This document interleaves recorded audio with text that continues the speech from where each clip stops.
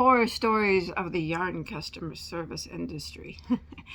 I can tell you that I'm not going to give any company's names, and I really don't have any horror stories that stick out except for one.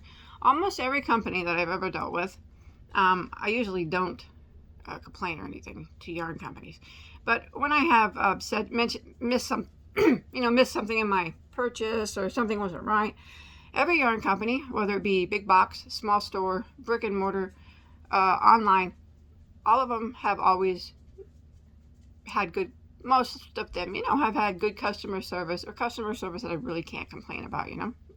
They all were pretty good. But there was one incident that has always stuck out, and I'll never forget it. Now, I won't mention the name of the store, but I will tell you that it is a big brick and mortar and a big online store, the big box store. I went to the brick and mortar one day. This was probably back in it'd been years ago, 18 maybe, 2019. And I was purchasing for yarn for a charity event that was going on.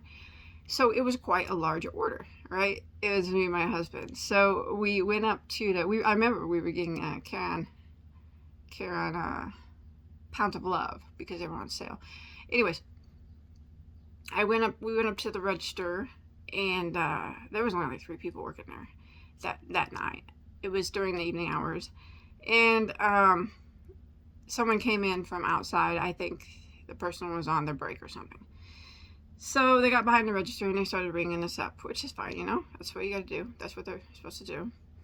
And all of a sudden I noticed there was a cut on the person's hand right here at the top, and it was bleeding. Not like just like a scrape. It was like blood dripping down her fingers, right? And my husband noticed it too, and she was acting all awkward, like holding the balls all awkward with her hand and trying to run across the scanner with her hand like she was trying to prevent blood from getting on them. And we both noticed that, and my husband said, "Hey, you could stop and go wash your hand and, put a Band-Aid or wrap your hand if you need to." And she goes, "No, that's okay." And she kept going. And me and my husband was like, Well, we didn't think nothing of it. We thought, ew, that's gross, that's sick. But we didn't really think about it as far as like it's going to get on our yarn. I don't know why we didn't think about that, but we didn't think about that, right? We get home. This place is pretty far drive for me because I live in a rural area, and it's a pretty far drive. It's Chuck for me. We get home, and the bags are white, right? They were at that time. I don't know if they still are. I noticed there was blood on the bags, the handles of the bags. I'm like, ew, there's blood on the handles of these bags. That's disgusting. So she had knotted them closed, right? And I took scissors and opened them, and I started to pull out the yarn, and there was blood all over the yarn. And I remember in particular some yarn that I bought that for myself that wasn't for the charity event, that was white or cream with gold sparkles, and had blood. There was like, you could see the blood really well. It was like down the skin. I'm like, okay. I'm obviously not going to use this yarn. It's got blood all over it, and some of the balls were black and dark navy, and you couldn't tell they had blood on them. So it was all contaminated with someone else's blood, and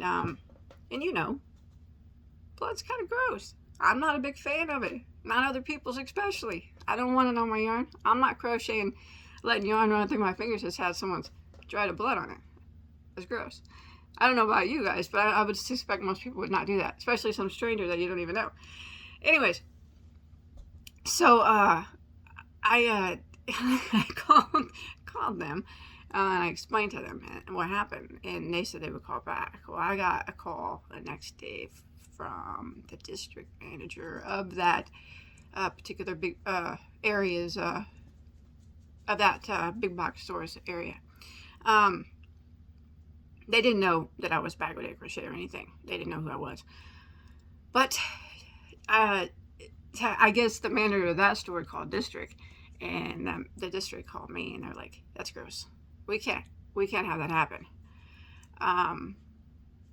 And I explained to her that that my husband said that she could go wash her hand, you know, and wrap it, and that she just said no, she was in a big hurry is what was happening, because I think that we interrupted her break. I think that's what it was. And that's okay. She was in a hurry. But I understand that. But, you know, we told her that we wanted her to wrap her hand, asked her if she wanted to, and she didn't do it. And that lady said, yes, this is unacceptable behavior. She should have wrapped her hand and put a glove on if she was going to continue working the cash register. Not just for you, but for everybody after you, if she had a cut hand. And she said, do you know the person's name? I said, no, I didn't read the name tag. I can't remember. And she said, well, I want to know what she looks like. And I said, well, I don't want to get in trouble. I just want different yarn. Maybe if you could, I said, I live pretty far away. Maybe if you could I could send this yarn back or something. And she said, it was contaminated. Throw it out, which I did. I threw it all out. And they sent me new yarn. So, you know, they rectified the situation. But it was just a situation that always stuck out with me, because it was like, there's blood all over this yarn. It was really gross. And I'll never forget it. But she wanted to know what the person looked like. And, you know, I kept saying, well, I don't want her to get in trouble, and I don't want her to get fired. Well, she said, well, you know, I need to know what she looks like, because I have to, you know, tell her what she did wrong. She won't get fired or anything, but I have to let her know that next time she has to wear a glove or treat her cuts. She can't be ringing people up, getting blood all over their stuff. So I just kind of described what she looked like to her, and because I didn't know her name, and like I said, I was buying them for a charity event, and she resent me the yarn that I bought, so it was a big receipt, and so she knew what time I was there already, and she knew who was working. And when I described the person, she knew who it was. And I go, so, you know, you're not gonna fire her, right? I kept asking her. She's like, no, we're just gonna tell her, you know, next time, make sure that you put gloves on, and then, you know, or something when you have a cut on your hand that's bleeding.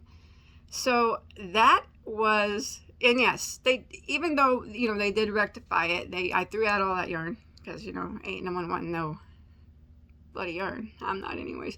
And they resent me new yarn, because I knew that they knew that I lived far away, because I had mentioned that. I thought that was very good customer service in the end, but during that time, it is something that I'll never forget. And to this day, like I said, that happened in 2018 or 2019. I never returned to that brick and mortar of that particular big box store. Now, I purchased from that big box store many times since then, but I've never, ever walked through the doors of that particular brick and mortar, and I never will.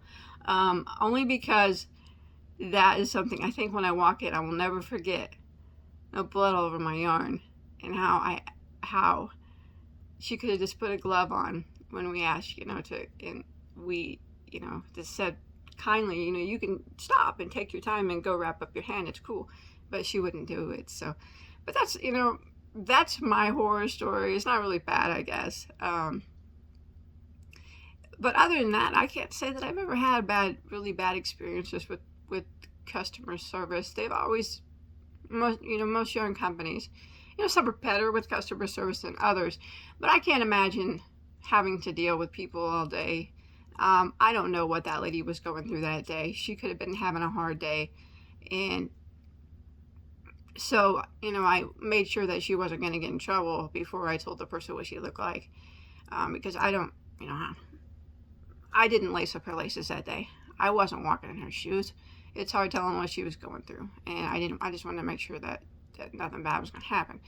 So, and that was mine. And like I said, she could have been having a bad day. I do wish, though, that she would have wrapped her hand up, because it was pretty gross. But I survived it. I did get new yarn. And that was it. So they did rectify it in the end, but it was gross that it had to happen. So that's my horror story of customer service. What would you have done in that situation if you were me? Would you have done what I done? You wouldn't have kept the bloody yarn, would you have? Wouldn't you have called, and would you have gave the district lady the person's description? I didn't want to, but I knew that the lady wasn't going to get off the phone with me until I gave her the description, because she said she needed to know that what she did was wrong. So just tell me what you do. But I made sure she wasn't going to get fired. So anyways, let me know what you would have done in that situation, all right? I'll see you on my next video. That's it, all right? See ya? Yeah? Okay.